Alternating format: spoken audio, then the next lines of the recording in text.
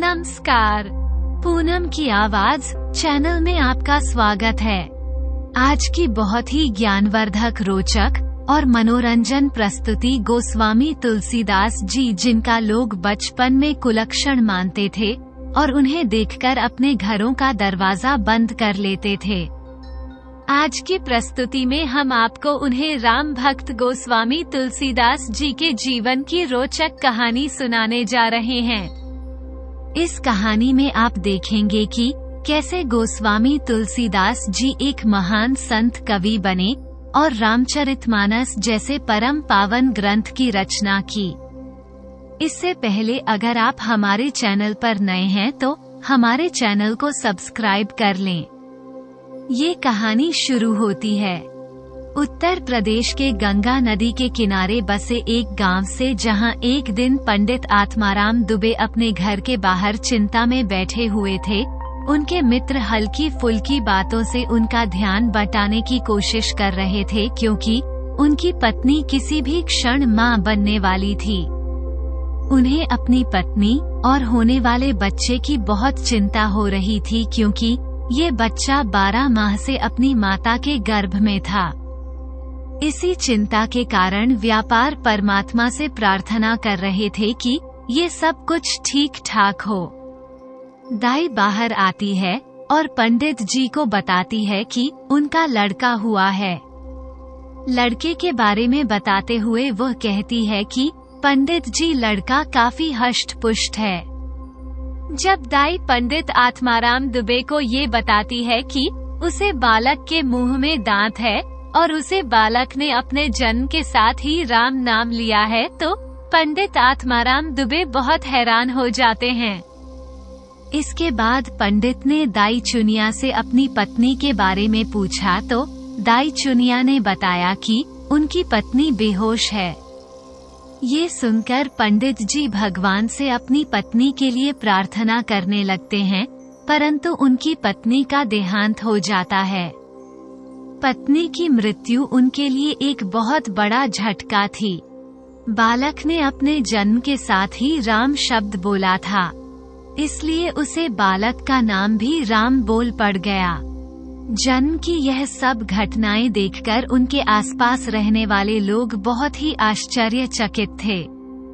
कुछ दिनों के बाद पंडित जी ज्योतिषी को बुलाकर बच्चे राम बोल का ग्रह नक्षत्र दिखाते हैं। ज्योतिषी बोलता है कि इस बच्चे का ग्रह नक्षत्र ठीक नहीं है। ये भविष्य में अपने पूरे परिवार के नस का कारण बनेगा, जो इसे कहीं छोड़कर आओ। पंडित जी बोलते हैं, क्या मैं अपने बच्चे का त्याग कर दूं? ज्योतिषी बोलता है कि यही ठीक रहेगा, क्योंकि ऐसा बेटा ही क्या जो जन्म लेते ही अपनी मां को खो जाए, वह तुम्हें भी बर्बाद कर देगा। इसके बाद पंडित जी राम बोल का त्याग कर देते हैं, परंतु दाई चुनिया को बच्चे पर तरस आ जाता है, इसलिए वह उसे अपने साथ ले जाती है। सारा गांव ज्योतिषी की भविष्यवाणी के बारे में जानता था, फिर भी चुनिया उस बच्चे को अपने घर ले आती है तो दुनिया के घर वाले उसे कहते हैं कि तुम्हें इस बच्चे को अपने घर नहीं लाना चाहिए था। ये बच्चा हमारा भी सत्यानाश कर देगा। चुनिया बोलती है कि इसके पिता ने इसका त्याग कर दिया है। ये बेचारा अब अनाथ है। भगवान के लिए मुझे इसकी देखरेख करने दीजिए। चुनिया के पति को भी यह बात अच्छी नहीं लगती, इसलिए वो गुस्सा होकर चुनिया से कहता है कि मूर्ख स्त्री, तुम इस बच्चे को यहाँ क्यों उठा ले हो? जूनियर विनती करते हुए अपने पति से कहती है, ये बच्चा बेचारा अनाथ है और हमारी कोई संतान भी नहीं है। हम इसको अपने पुत्र की तरह का लेंगे। जब 10 दिन गुजर जाते हैं तो अचानक उनका पता लगता है कि पंडित आत्माराम जी चल बसे, तो चुनिया का पति कहता है कि ये बच्चा तो सचमुच में बहुत ही अमंगलकारी है। चुनिया बोलती है कि इसमें बेचारे निर्दोष बच्चे का क्या अपराध है। वो उसे बच्चे राम बोल का पालन पोषण करने लगती है।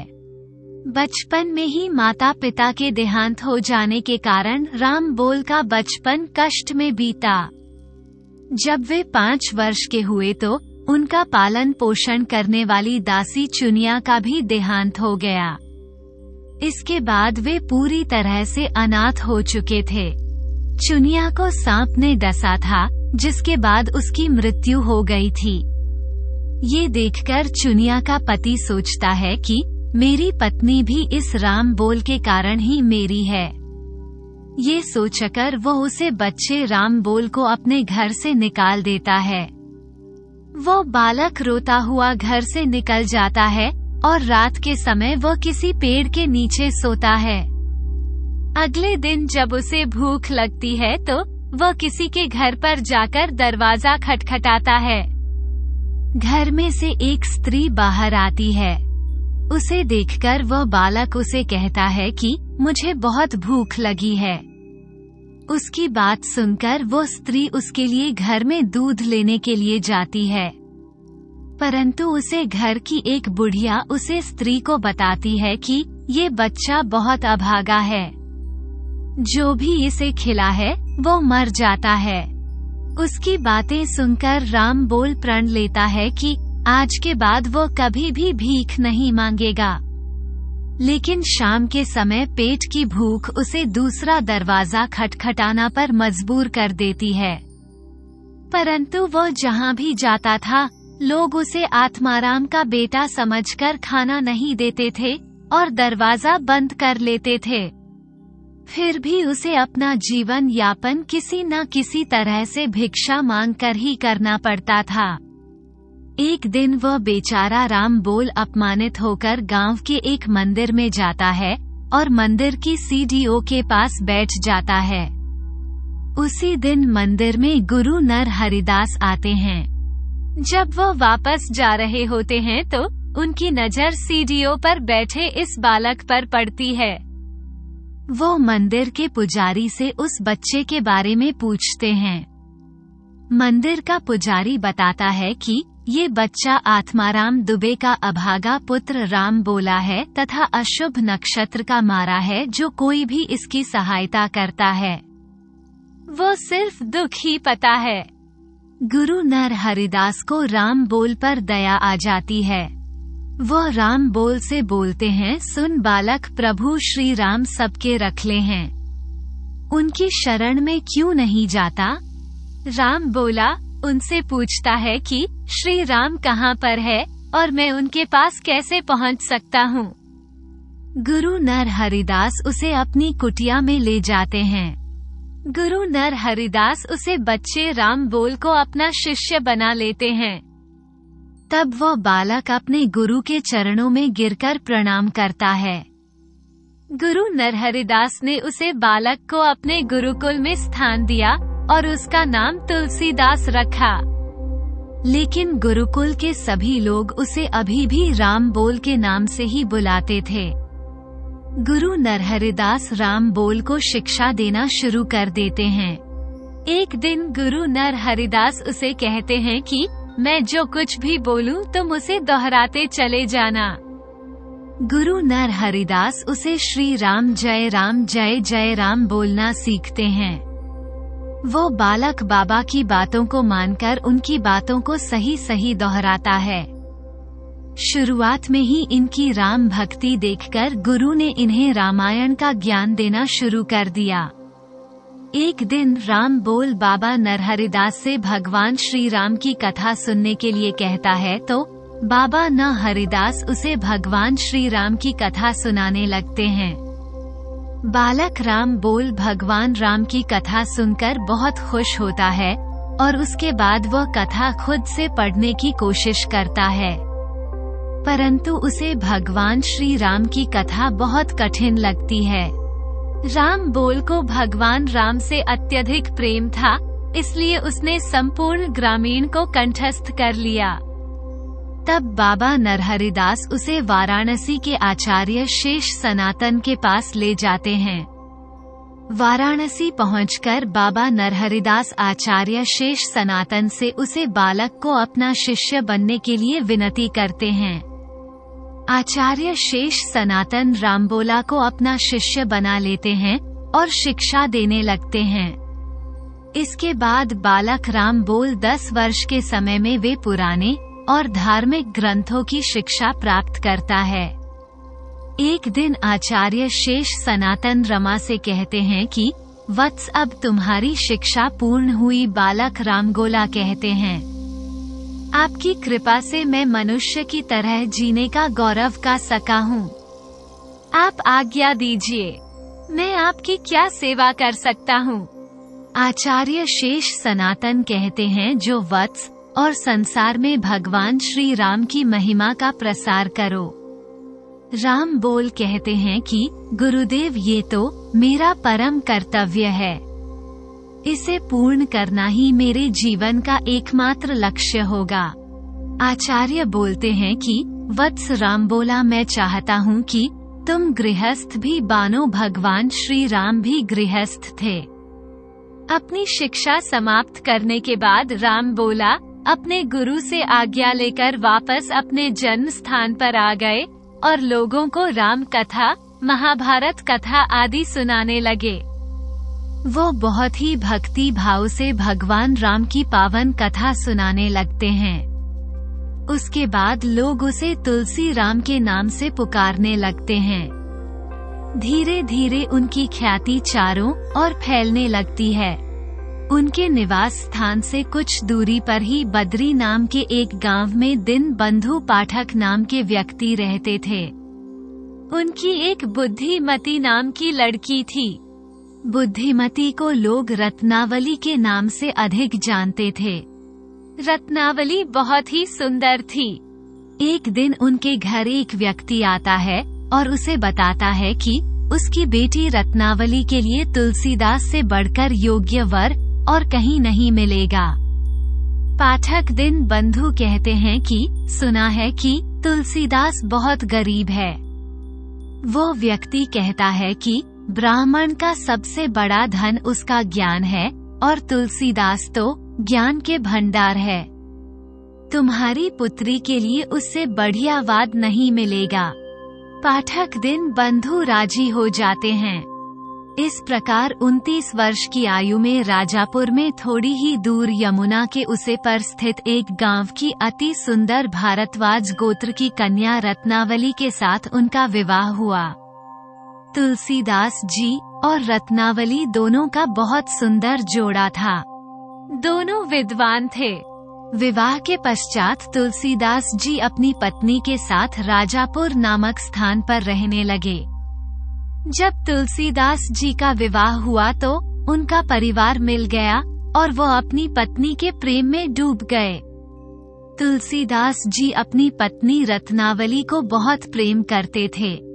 इसी कारण रत्नावली की सहेलियां उसे अक्सर चढ़ाया करती थी। एक दिन जब उनकी पत्नी रत्नावली अपनी सहेलियों से मिलकर वापस अपने घर आई तो वो बहुत गुस्से में थी।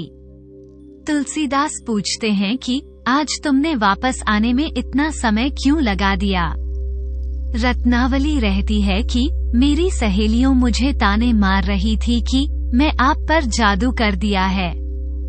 तुलसीदास बोलते हैं कि हाँ, ये बात तो सच है। तुलसीदास जी की ऐसी बातें सुनकर वो कुछ भी कह ना पाती। रत्नावली उसे याद करवाने की कोशिश करते हुए कहती है कि क्या आप अपने गुरु को दिया हुआ वचन भूल गए?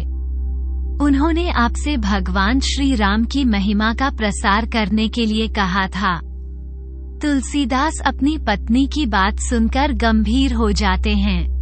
तुलसीदास और रत्नावली दंपति का एक पुत्र था जिसका नाम तर्क था, लेकिन किसी कारणवश बहुत ही कम उम्र में तर्क की मृत्यु शयन अवस्था में हो गई थी।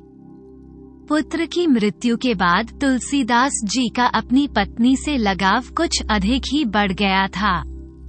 तुलसीदास जी किसी भी हालत में अपनी पत्नी से अलगाव सहन नहीं कर सकते थे। दुख से पीड़ित तुलसीदास जी की पत्नी एक दिन बिना बताए अपने मायके चली गई।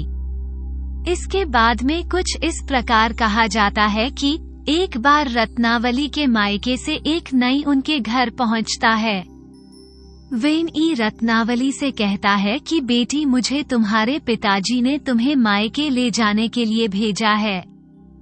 रत्नावली उसे रहती है कि मैं कैसे चल सकती हूँ, इस समय मेरे पति बाहर गए हुए हैं, वो 2-3 दिन के बाद लौटेंगे।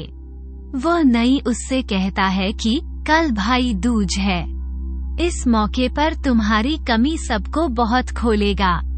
ये बात सुनकर रत्नावली अपने मायके जाने के लिए तैयार हो जाती है, लेकिन जाने से पहले वो तुलसीदास के लिए एक खत लिखकर वहाँ पर छोड़ देती है। 2 दिन के बाद जब तुलसीदास वापस घर लौटते हैं तो रत्नावली को घर पर ना देखकर परेशान हो जाते हैं। तभी तुलसीदास को रत्नावली का खत मिलता है, जिसे पढ़कर तुलसीदास सोचने लगते हैं कि रत्नावली ने लिखा है कि वो शीघ्र लौटेगी, लेकिन मैं उसके लौटने की प्रतीक्षा कैसे करूं? तुलसीदास जी के लिए उनका वियोग असहनीय हो गया था। बस अपने को रोक नहीं पाए और तुरंत अपनी पत्नी से मिलने के लिए रत्नावली के मायके के लिए निकल पड़ते हैं। वो अंधेरी रात में बिना कुछ सोचे समझे तेज बरसात में ही एक लाश को लकड़ी का लट्ठा समझकर उफनती यमुना नदी को तैर कर गए। नदी पार करने के बाद वो ससुराल पहुँचे तो देखा कि ससुराल का दरवाजा बंद था, लेकिन उनसे इंतजार नहीं हो पाया और पत्नी से मिलन की दीवानगी ऐसी थी कि बंद दरवाजा भी तुलसीदास को रोक नहीं पाया। तुलसीदास ससुराल में अपने पत्नी के कक्ष में प्रवेश करने के लिए दीवार फाड़ने का प्रयास कर रहे थे। तभी उन्होंने खिड़की से एक रस्सी लटकी हुई देखी और वो उसको ही पकड़कर दीवार पर कर गए। तुलसीदास ने जिसको रस्सी समझा था, दरअसल वो एक शाम था जिसकी जानकारी उनको बाद में हुई। इतना करने के बाद आखिरकार तुलसीदास अपनी पत्नी के कक्ष में पहुंच गए। पत्नी के कक्ष में पहुंचने के बाद तुलसीदास से उनकी पत्नी काफी क्रोधित हो गई। उन्हें परिवार और समाज का डर परेशान कर रहा था कि वो अपने परिवार वालों से क्या कहें कि उनके पति द्वारा के बजाय दीवार पर करके कक्षा में पहुंच गया है। अपने पति की इतनी बड़ी लापरवाही को देखकर वो क्रोधित हो गई। उन्होंने क्रोध में तुलसीदास जी को बहुत डांट लगाई। उनकी पत्नी ने एक श्लोक के माध्यम से तुलसीदास जी को उपदेश दिया कि मेरी हर मांस की देह से प्रेम करने की बजाय अगर राम नाम से इतना प्रेम किया होता तो जीवन सुधर जाता। पत्नी की कही इस बात को सुनकर तुलसीदास सुंदर रह गए। हृदय में यहाँ बात गहरे तक उतर गई और उसके ज्ञान नेत्र खुल गए। उनको अपनी मूर्खता का एहसास हो गया। तुलसीदास का अंतर्मन जाग उठा। अपनी पत्नी के द्वारा कहे गए इस कथन को सुनकर तुलसीदास जी के जीवन में अभूतपूर्व परिवर्तन आया और वे एक क्षण भी रुके बिना तुरंत पत्नी के कक्ष से निकल गए और राम नाम की खोज में निकल पड़े। उन्होंने अपनी पत्नी का त्याग कर दिया और वैराग्य जीवन अपनाकर साधु बन गए। उन्होंने अपना संपूर्ण जीवन भगवान राम के चरणों में समर्पित कर दिया। क्या आपको मालूम है कि तुलसीदास जी को हनुमान जी के दर्शन करने में एक प्रेत ने उनकी सहायता की थी। जिस प्रेत ने उनकी सहायता की वो एक पेड़ पर रहता था।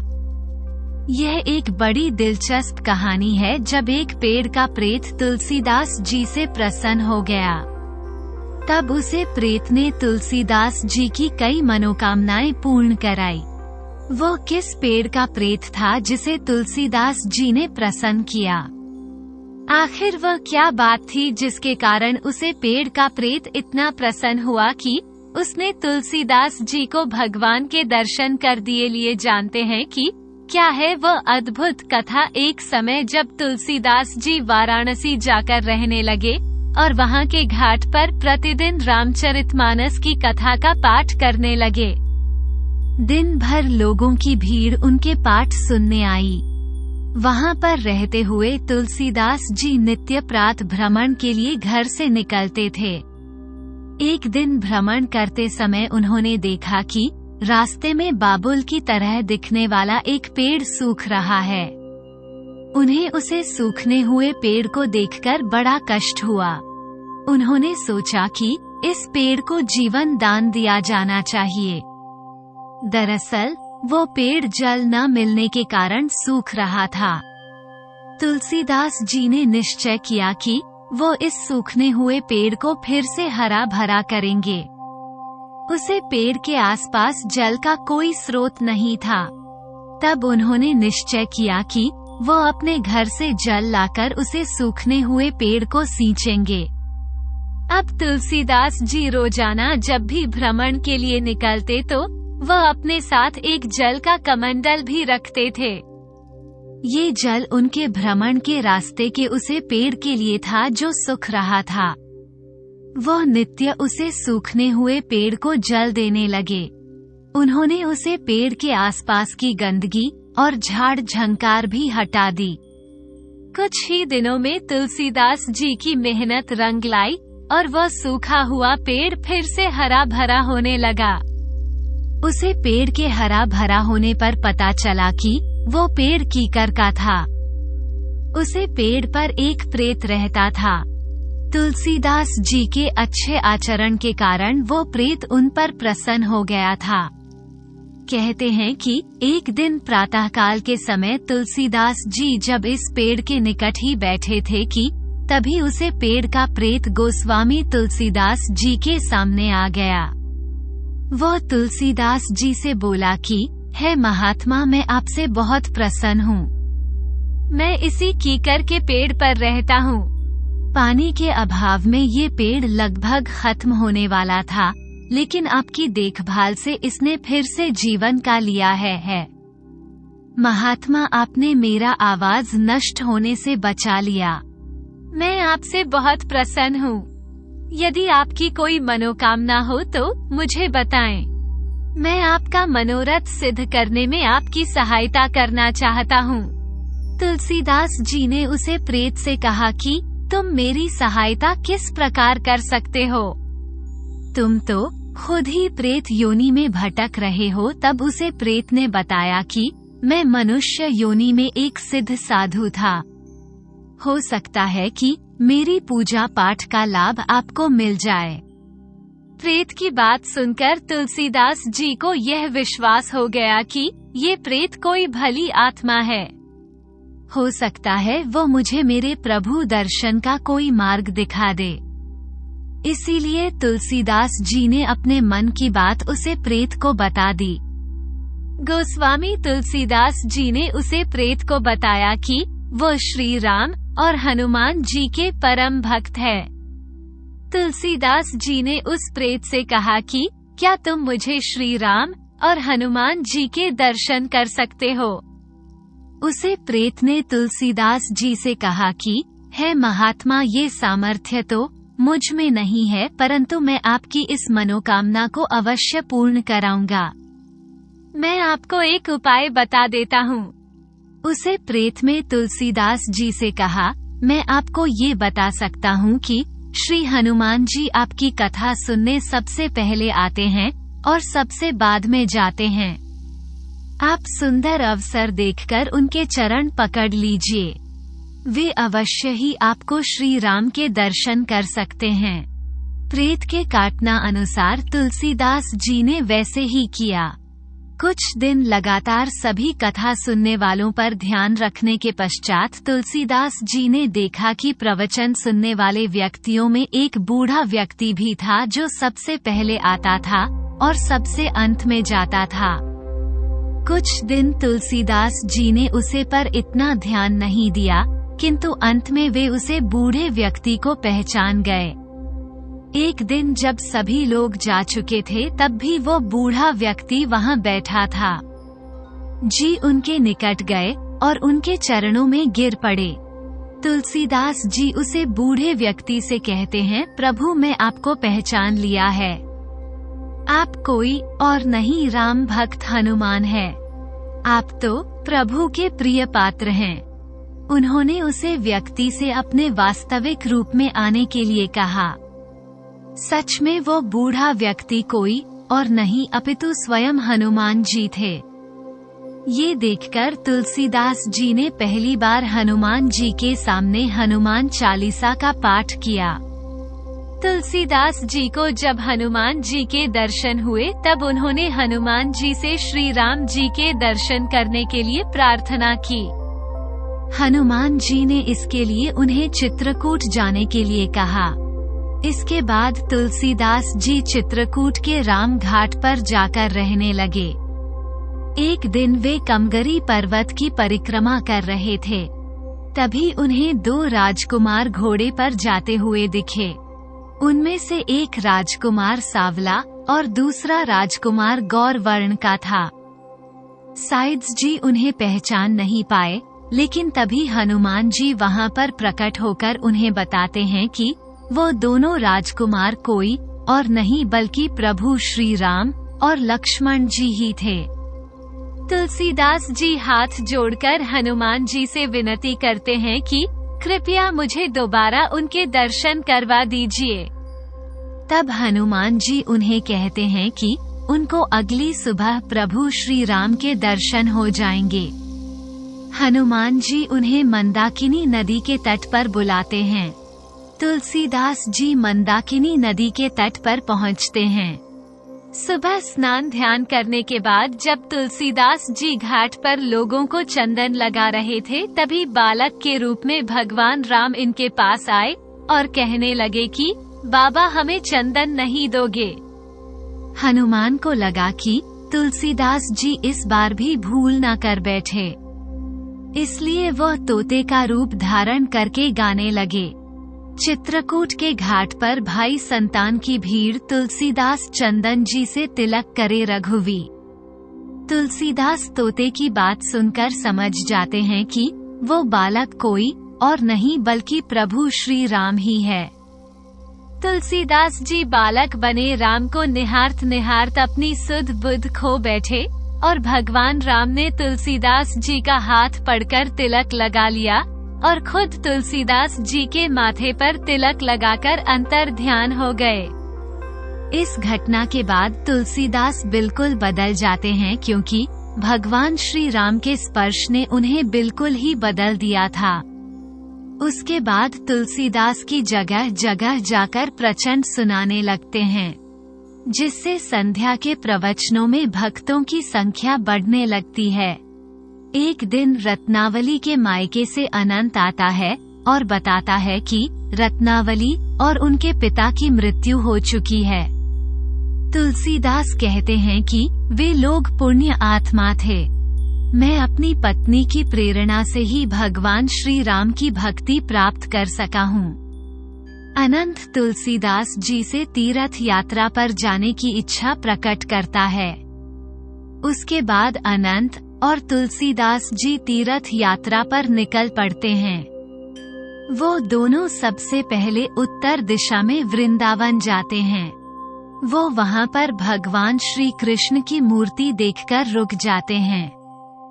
वहाँ के लोग सोचते हैं कि तुलसीदास तो श्री राम के भक्त हैं, क्या वह श्री कृष्ण के सामने सर झुकाएंगी? तभी वह लोग देखते हैं कि भगवान श्री कृष्ण की मूर्ति में श्री राम के स्वरूप के दर्शन हो रहे हैं। बाद में प्रवचन सुनाते हुए तुलसीदास जी कहते हैं कि श्री राम और श्री कृष्णा एक ही है। तुम किसी भी रूप में उनकी भक्ति करो, तुम्हें शांति ही मिलेगी। एक बार तुलसीदास की अनंत के साथ राजस्थान के किसी मंदिर में रह रहे थे। उसे समय भारतवर्ष पर मुगलों का शासन था।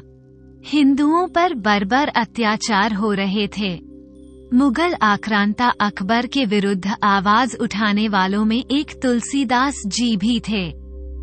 एक दिन जब तुलसीदास ध्यान में लीन थे, तभी उन्हें बाहर बहुत शोर सुनाई देता है। तुलसीदास अनंत से कहते हैं कि पता लगाओ कि ये शोर कैसा है। अनंत बाहर जाकर देखा है और वापस आकर बताता है कि नीच जाति के कुछ भी आपका दर्शन करना चाहते हैं, लेकिन पुजारी उन्हें आने से रोक रहे हैं। तब तुलसीदास कहते हैं, अनंत भक्तों की कोई जाति नहीं होती। जो कोई भी प्रभु श्री राम का भक्त है वह मेरा सहोदर है। तुलसीदास तुरंत बाहर आते हैं और उन भीलों से बड़े प्रेम से गले मिलकर कहते हैं, मैं जानता हूँ मेरे प्रभु श्री राम ने वनवास के कुछ दिन तुम्ही लोगों के बीच बीते थे। उसी दिन शाम को तुलसीदास से मिलने मेवाड़ के राणा प्रताप आते हैं। राणा तुलसीदास से कहते हैं, स्वामी जी मैं बहुत विक्षिप्त हूँ। मेरे मेवाड़ पर मुगलों ने अधिकार कर रखा है। प्रजा में त्राही त्राही मची हुई है। तब तुलसीदास बोलते हैं, हताश मत हो, राणा प्रभु श्री राम की कृपा से सब कुछ ठीक हो जाएगा। राणा प्रताप बोलते हैं, लेकिन बिना धन और साधन के मेवाड़ को स्वतंत्र कैसे किया जा सकता है? इस समय अनंत आकर कहता है कि भामाशाह आपके दर्शन करना चाहते हैं। उसके बाद भामाशाह मेवाड़ की दुर्दशा के बारे में सुनकर रो पड़ते हैं और राणा प्रताप से कहते हैं कि मेवाड़ की स्वतंत्रता के लिए मेरा सर्वस्व आपको समर्पित है। राणा प्रताप बोलते हैं, मैं एक योद्धा होकर दान कैसे स्वीकार कर सकता हूँ? भामाशाह तुलसीदास से कहते हैं, पूज्य गुरुदेव आप ही मेरी भेंट स्वीकार करें और राणा प्रताप को सौंप दे। राणा प्रताप तुलसीदास को ये भी बताते हैं कि राजा मानसून हमारी ही बंधु है, लेकिन वह मुगलों की तरफ से लड़ रहे हैं। तुलसीदास राणा को आश्वासन देते हैं कि वो शीघ्र ही सही रास्ते पर आ जाएगा। उसके बाद एक दिन मुगलों का सेनापति मान सिंह तुलसीदास से मिलने पहुंचता है। मानसून तुलसीदास की बातों से इतना प्रभावित होता है कि उसका हृदय परिवर्तन हो जाता है। कुछ दिनों बाद मुगल बादशाह अकबर को सूचना प्राप्त होती है कि राजा मानसून ने अपनी सुना पीछे हटा ली है। बादशाह अकबर पता करवाते हैं कि उसने ऐसा क्यों किया, तो उन्हें ये बात पता चलती है कि तुलसीदास ने मानसून का हृदय परिवर्तित किया है। बादशाह अकबर तुलसीदास को दरबार में बुलाने के लिए अब्दुल रहीम खान को भेजते हैं। अब्दुल रहीम खान तुलसीदास से जाकर मिलता है और बादशाह की इच्छा प्रकट करता है। कहते हैं, मैं तो अपने श्री राम की महिमा का गुणगान करता हूँ। राजा महाराजा के दरबार में भला मेरा क्या काम? अब्दुल रहीम खान उनसे कहता है, आप इस्लाम धर्म के विरुद्ध घृणा का प्रचार कर रही हैं। तब तुलसीदास कहते हैं, ये सरासर झूठ है। हाँ, यह आवश्यक है कि मैं अपने मुक्ति दाता श्री राम का गन गन करता हूँ। अकबर के आदेश पर तुलसीदास जी को पढ़कर बादशाह अकबर के दरबार में लाया गया। अकबर ने उनके सामने एक वृक्ष शरीर को रखा। इसके बाद उन्होंने तुलसीदास जी को अपनी शक्ति के द्वारा उसमें जीवन डालने के लिए कहकर उनका उपहास किया। तुलसीदास जी ने अकबर के सामने घुटने टेकने से मना कर दिया और कहा कि ये सब मिथ्या है तथा वे केवल प्रभु राम को ही अपना भगवान व राजा मानते हैं। तुलसीदास जी की राम भक्ति से अकबर इतना ज्यादा क्रोधित हो गया कि उसने भरी सभा में उनका बहुत अपमान किया। इसके साथ ही उसने अपने सैनिकों को आदेश दिया कि तुलसीदास जी को फतेहपुर सीकरी के कारावास में बंदी बनाकर डाल दिया जाए। इसके बाद अकबर के सैनिक तुलसीदास जी को वहां से ले गए और फतेहपुर सीकरी के कारावास में बंद कर दिया।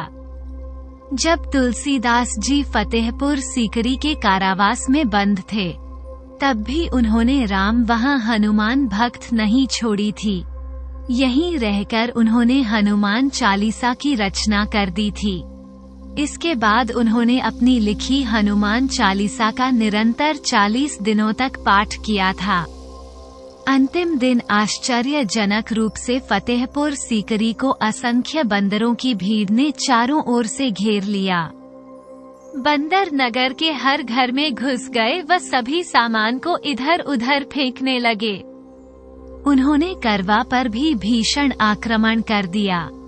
ये देखकर अकबर की सेवा में आतंक फैल गया और उन्होंने तुरंत तुलसीदास जी को स्वतंत्र कर दिया। बंदों के आक्रमण से दुष्ट अकबर की सेवा में इतना ज्यादा आतंक फैल गया था कि वे उसे नगर को हमेशा के लिए छोड़कर चले गए थे। कुछ दिनों बाद तुलसीदास अनंत के साथ रामेश्वर मंदिर में पहुंचते हैं, परंतु मंदिर के पुजारी उन्हें बाहर ही रोक देते हैं। मंदिर के पुजारी तुलसीदास से कहते हैं कि ये भगवान शिव का मंदिर है, क्योंकि तुम वैष्णव हो इसलिए तुम मंदिर में नहीं जा सकते।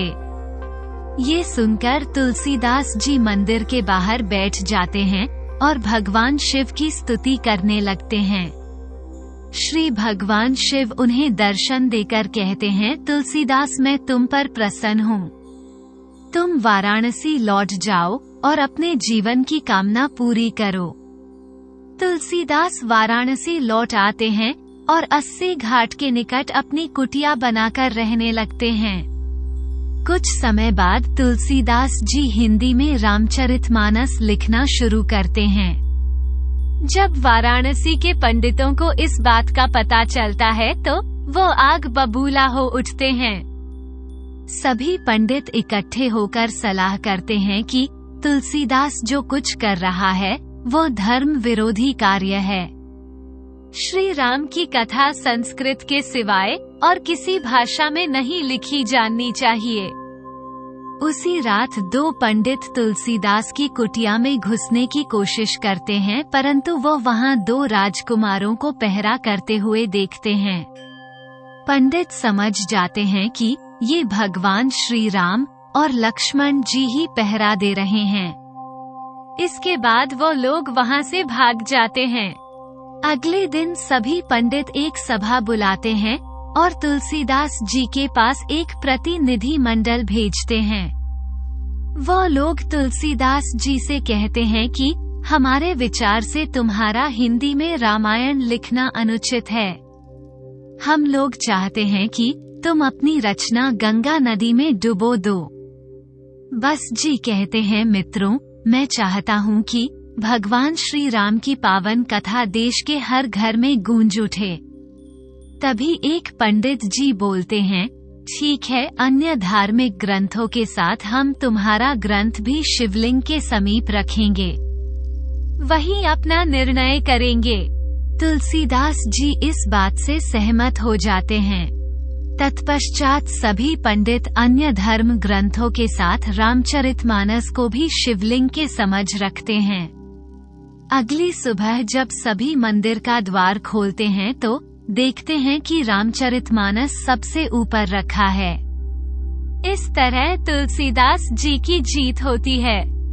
इसके बाद सभी पंडित तुलसीदास जी से माफी मांगते हैं। उनका रामचरितमानस आज भी देश के लिए अमूल्यतम निधि है। तुलसीदास जी बहुत दिनों तक जीवित रहे और उनका यश दिन प्रतिदिन फैलता गया। तुलसीदास जी ने अपने अंतिम समय में गंगा नदी के किनारे 80 घाट पर राम नाम का स्मरण किया था। यह उनके जीवन के अंतिम दिन थे। मृत्यु से पहले उन्होंने इस जगह पर एक हनुमान मंदिर का निर्माण करवाया, जहां उनकी भेंट हनुमान जी से हुई थी। उसे मंदिर को आज वहां संकट मोचन हनुमान मंदिर के नाम से जाना जाता है, जो देश विदेश में अत्यधिक प्रसिद्ध है। मंदिर निर्माण के पश्चात उन्होंने इस 80 घाट पर समाधि ले ली और अपने प्राण त्याग दिए।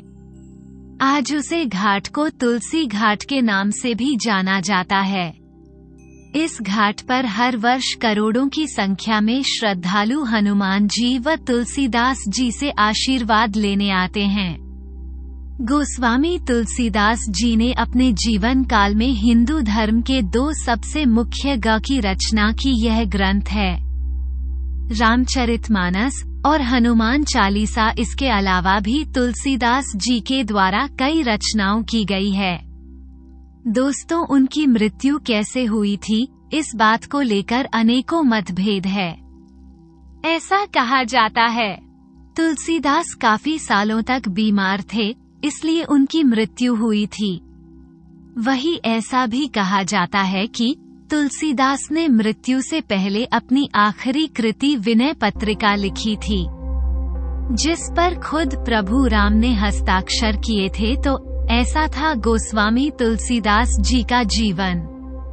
आशा करते हैं आपको हमारी यह प्रस्तुति पसंद आई होगी। आपको हमारी यह प्रस्तुति कैसी लगी? कमेंट करके जरूर बताएं। आपको हमारी यह प्रस्तुति पसंद आई हो तो वीडियो को लाइक करें, चैनल को सब्सक्राइब करें। वीडियो को अंत तक देखने के लिए आपका बहुत बहुत धन्यवाद।